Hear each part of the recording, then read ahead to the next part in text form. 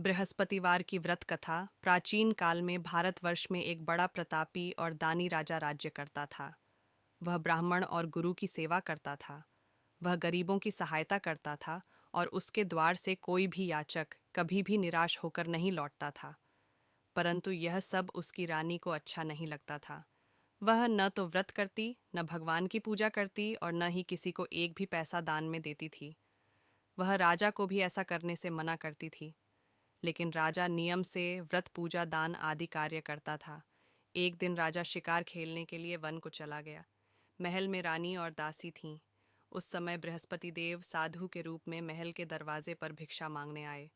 साधु ने रानी से भिक्षा मांगी तो वह बोली, हे साधु महाराज, मैं इस दान और पुण्य से परेशान हो गई हूँ। इस कार्य के लिए तो मेरे पतिदेव ही बहुत हैं। इस समय वे यहाँ नहीं हैं। मुझे गृह कार्यों से समय नहीं मिल पाता।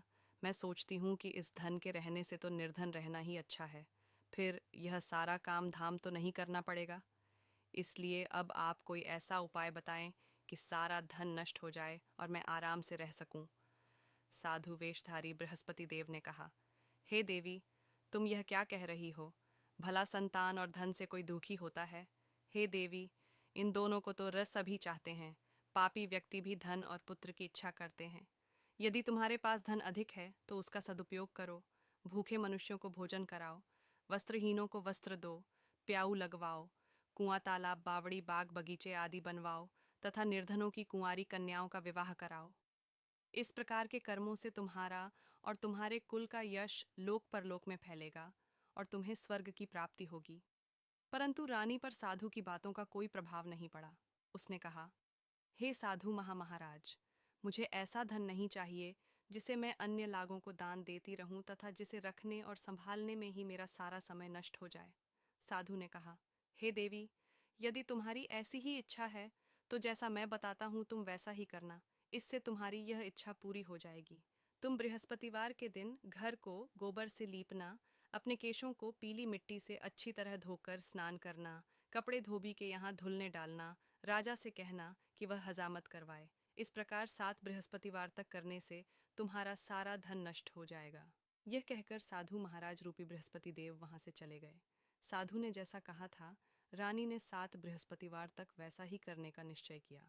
साधु के कहे अनुसार कार्य करते हुए अभी केवल 3 बृहस्पतिवार ही बीते थे कि बृहस्पति देव के कोप से उसकी सारी धन संपदा नष्ट हो गई। भोजन के लिए भी वे दोनों तरसने लगे। तब राजा ने रानी से कहा, हे रानी, तुम यहाँ रहो, मैं परदेश जाता हूँ। यहाँ पर मुझे सभी मनुष्य जानते हैं, इसलिए मैं यहाँ पर कोई कार्य नहीं कर सकता।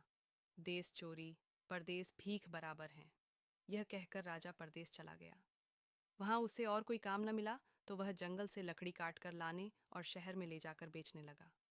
इस प्रकार वह अपना जीवन व्यतीत करने लगा। इधर राजा के बिना रानी और दासियां दुखी रहने लगीं। उन्हें किसी दिन भोजन मिलता और किसी दिन वे केवल जल पीकर ही रह जातीं। एक बार रानी और दासियों को 7 दिन तक भोजन नहीं मिला तो रानी ने अपनी दासी से कहा, यहाँ पास ही के नगर में मेरी बहन रहती है।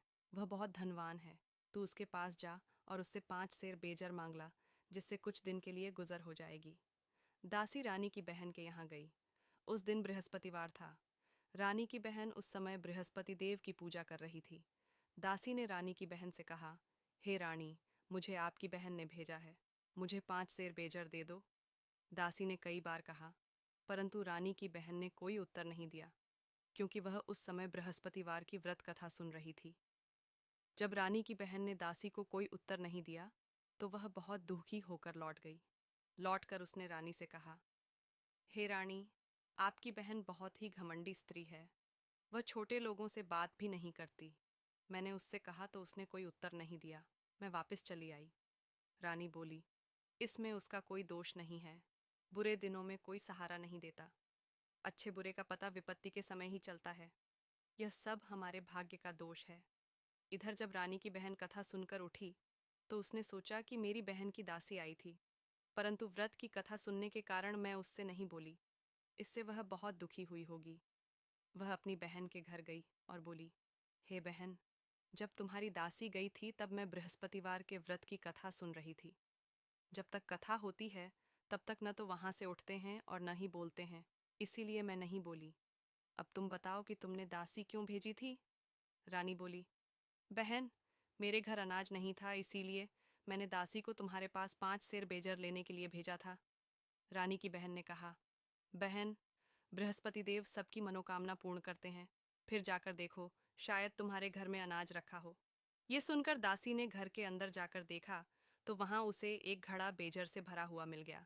उसे बहुत हैरानी हुई, क्योंकि वह पहले भी एक एक बर्तन देख चुकी थी। उसने बाहर आकर रानी को इस बारे में बताया। दासी ने अपनी रानी से कहा, हे रानी, देखो, वैसे भी अन्न के अभाव में तो हम रोज ही व्रत करते हैं। इनसे व्रत की विधि और कथा पूछकर हम भी उस व्रत को किया करेंगे। दासी के ऐसा कहने पर रानी ने अपनी बहन से बृहस्पतिवार के व्रत के बारे में पूछा। उसकी बहन ने बताया, बृहस्पतिवार के व्रत में बृहस्पतिवार के दिन चने की दाल और मुनक्का से विष्णु भगवान का केले की जड़ में पूजन करना और दीपक जलाना चाहिए। पीला भोजन करना चाहिए तथा कथा सुननी चाहिए। इस प्रकार करने से बृहस्पति देव प्रसन्न होकर अन्न, पुत्र और धन देते हैं तथा सारी मनोकामनाएं पूर्ण करते हैं। व्रत और पूजन की विधि बताकर रानी की बहन अपने घर लौट गई। रानी और दासी दोनों ने निश्चय किया कि वे बृहस्पति देव का पूजन जरूर करेंगी। 7 दिन बाद बृहस्पतिवार के दिन उन्होंने व्रत रखा। वे घुड़साल में जाकर चना और गुड़ बीन लाई तथा उससे केले की जड़ तथा विष्णु भगवान की पूजा की। अब पीला भोजन कहाँ से आए, ये सोचकर दोनों बड़ी दुखी हुईं। पर उनके व्रत करने के कारण बृहस्पति देव प्रसन्न थे। अतः वह एक साधारण व्यक्ति के रूप में 2 थालों में पीला भोजन लेकर आए और दासी को देकर बोले, यह भोजन तुम्हारे और तुम्हारी रानी के लिए है। तुम दोनों इसी भोजन को करना। दासी भोजन पाकर बहुत प्रसन्न हुई और रानी के पास जाकर बोली, रानी जी, भोजन कर लो। रानी को भोजन के आने के विषय में कुछ भी पता नहीं था, इसलिए उसने दासी से कहा, जा तू ही भोजन कर, क्यों व्यर्थ में हमारी हंसी उड़ा रही है। दासी बोली, एक व्यक्ति भोजन दे गया है। अब दोनों ने बृहस्पति देव को नमस्कार कर भोजन किया। उसके बाद वे दोनों प्रत्येक बृहस्पतिवार को बृहस्पति देव का व्रत और पूजन करने लगीं। बृहस्पति देव की कृपा से उनके पास फिर से धन हो गया, परंतु रानी पहले की तरह ही आलस्य करने लगी। तब दासी ने कहा, देखो रानी, तुम पहले भी इसी तरह आलस्य करती थीं और तुम्हें धन को रखने में कष्ट होता था। इसी कारण से सारा धन नष्ट हो गया था। अब बृहस्पति देव की कृपा से फिर से धन मिला है तो तुम्हें पुनः आलस्य होने लगा है। बड़ी कठिनाइयों के बाद हमने यह धन पाया है, इसलिए तुम्हें दान पुण्य करना चाहिए। भूखे मनुष्यों को भोजन कराना चाहिए तथा प्याऊ लगवानी चाहिए। दीनहीनों को दान देना चाहिए। कुआं आदि का निर्माण करवाना चाहिए। पाठशालाएं बनवानी चाहिए। निर्धनों की कुंवारी कन्याओं का विवाह करवाना चाहिए और धन को शुभ कार्यों में खर्च करना चाहिए, जिससे तुम्हारे कुल का यश बढ़े तथा तुम्हें स्वर्ग प्राप्त हो। दासी की बात मानकर रानी इसी प्रकार सत्कार्य करने लगी। उसका यश चारों ओर फैलने लगा। उधर जब राजा परदेश गया तो वह वहां बहुत दुखी रहने लगा। वह प्रतिदिन जंगल में जाकर लकड़ियां काट कर लाता और उन्हें शहर जाकर बेच आता। एक दिन राजा दुखी होकर अपने बीते हुए दिनों को याद करके रोने लगा। तभी वहां बृहस्पति देव एक साधु के रूप में आए और राजा के पास आकर बोले, हे लकड़हारे, तुम इस सुनसान जंगल में किस चिंता में खोए हुए बैठे हो, मुझे बताओ। ये सुनकर राजा साधु को प्रणाम कर बोला, हे प्रभो, आप तो सब कुछ जानते हैं। ये कहकर राजा ने साधु को अपनी सारी कहानी सुना दी। महात्मा जी ने राजा से कहा, हे राजा, तुम्हारी पत्नी ने बृहस्पति देव का अनादर किया था, जिसकी वजह से तुम्हारी यह दशा हुई। अब तुम किसी प्रकार की चिंता न करो, भगवान तुम्हें पहले से भी अधिक धन देंगे। अब तुम बृहस्पतिवार का व्रत किया करो और चने की दाल व गुड़ से केले की जड़ में पूजन करो। पूजन करने के बाद बृहस्पतिवार की कथा कहो या सुनो। बृहस्पति भगवान तुम्हारी सारी मनोकामनाओं को पूर्ण करेंगे। साधु की बात को सुनकर राजा बोला, हे प्रभो, लकड़ी बेचने पर मुझे इतना पैसा भी नहीं मिलता जिससे मैं भोजन करने के उपरांत कुछ बचा सकूं। फिर बृहस्पति देव की क्या कथा कहूं, यह भी मुझे मालूम नहीं है। साधु ने कहा, हे राजा, तुम किसी तरह की चिंता मत करो। बृहस्पतिवार के दिन तुम रोज की ही तरह लकड़ियां लेकर शहर जाओ। तुम्हें रोज से दुगना धन मिलेगा, जिससे तुम अच्छी तरह से भोजन कर सकोगे तथा उससे बृहस्पति देव की पूजा का सामान भी आ जाएगा। बृहस्पति देव की कथा इस प्रकार है। बृहस्पति देव की कथा प्राचीन काल में एक बहुत ही गरीब ब्राह्मण रहता था। उसके कोई संतान नहीं थी। वह नित्य पूजा पाठ करता था, लेकिन उसकी स्त्री बहुत मलिन स्वभाव की थी। वह न तो स्नान करती थी और न ही किसी देवी देवता का पूजन करती थी। वह सुबह उठते ही सबसे पहले भोजन करती, बाद में ही कोई अन्य कार्य करती। इससे वह ब्राह्मण बहुत दुखी रहता था। वह पत्नी को बहुत समझाता, पर वह कुछ नहीं सुनती थी। भगवान की कृपा से ब्राह्मण की पत्नी के एक कन्या उत्पन्न हुई। बड़ी होने पर वह कन्या नित्य प्रातः स्नान करके भगवान विष्णु की पूजा करती और बृहस्पतिवार का व्रत भी करती। पूजा समाप्त कर विद्यालय जाती तो अपनी मुट्ठी में जौ भरकर ले जाती और विद्यालय के मार्ग में डालती जाती। वे सारे जौ सोने के हो जाते तो विद्यालय से लौटते समय उन्हें बीन कर घर ले आती। एक दिन वह बालिका उन सोने के जौ को सूप में फटक कर साफ कर रही थी। तभी उसके पिता ने कहा, बेटी, सोने के जौ फटकने के लिए तो सूप भी सोने का ही होना चाहिए। अगले दिन बृहस्पतिवार था।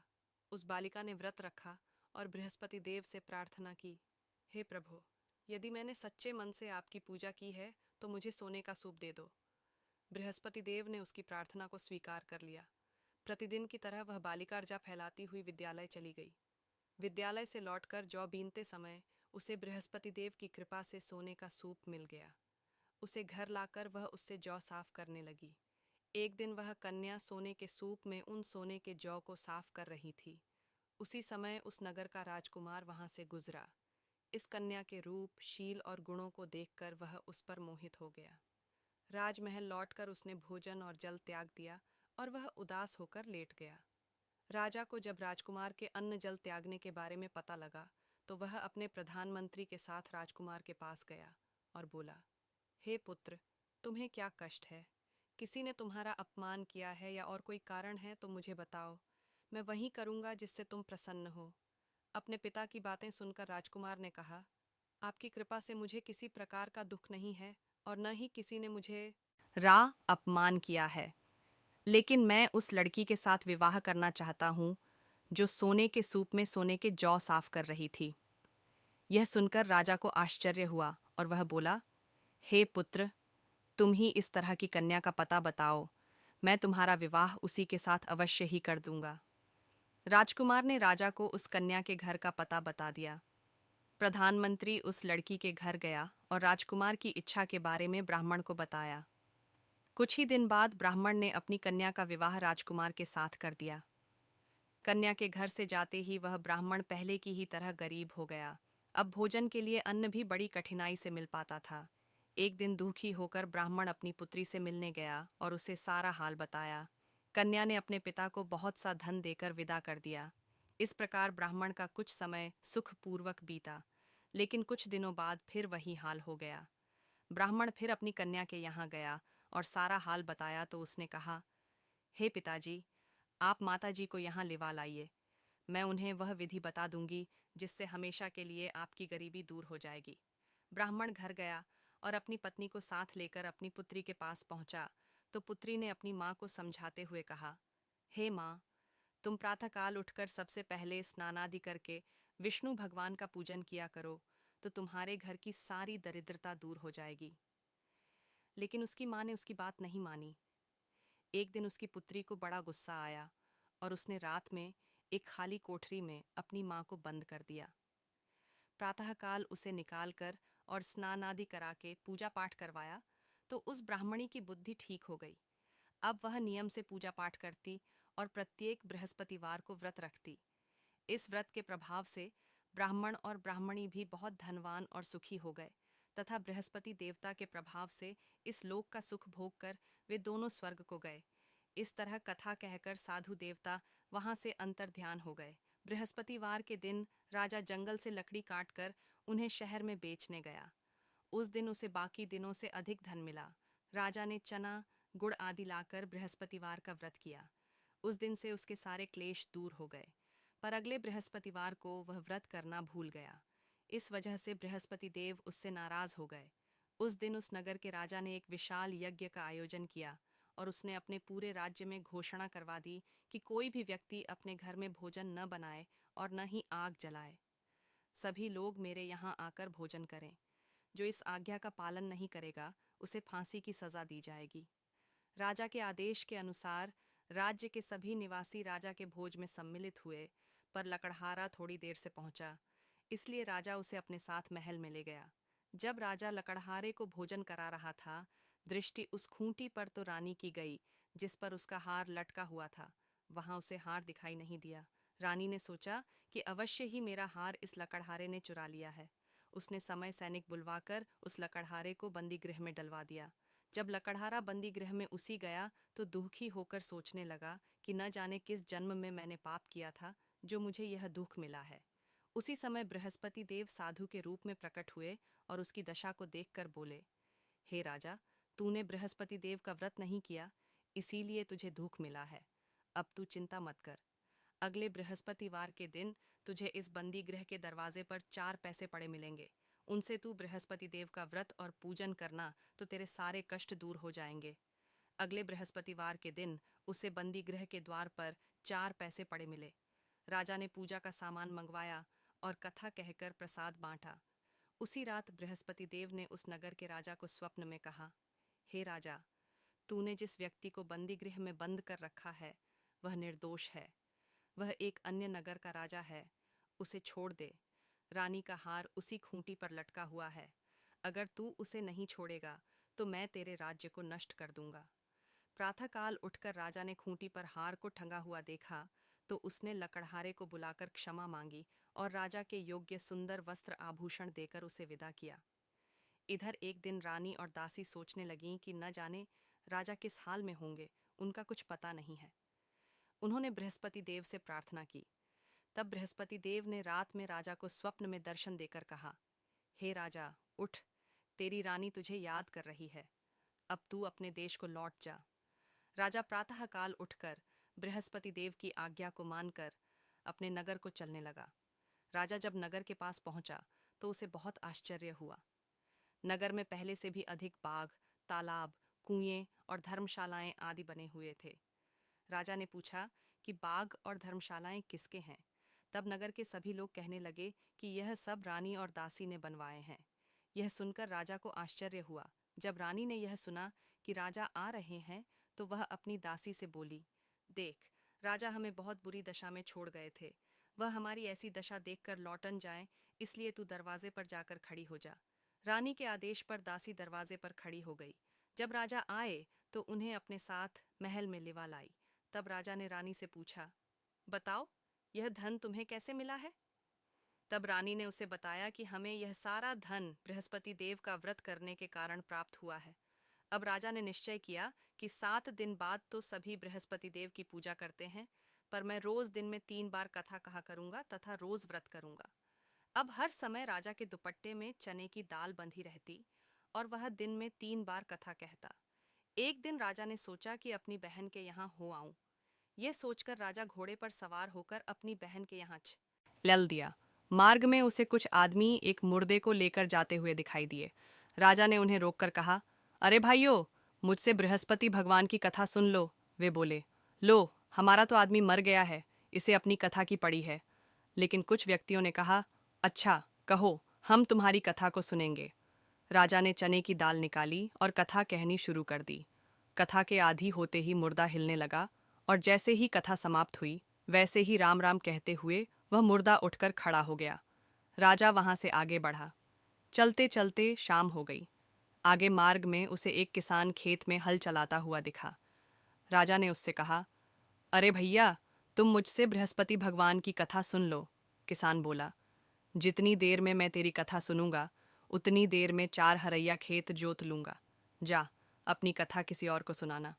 राजा आगे चलने लगा। राजा के वहां से जाते ही किसान के बैल पछाड़ खाकर गिर गए और किसान के पेट में बहुत तेज दर्द होने लगा।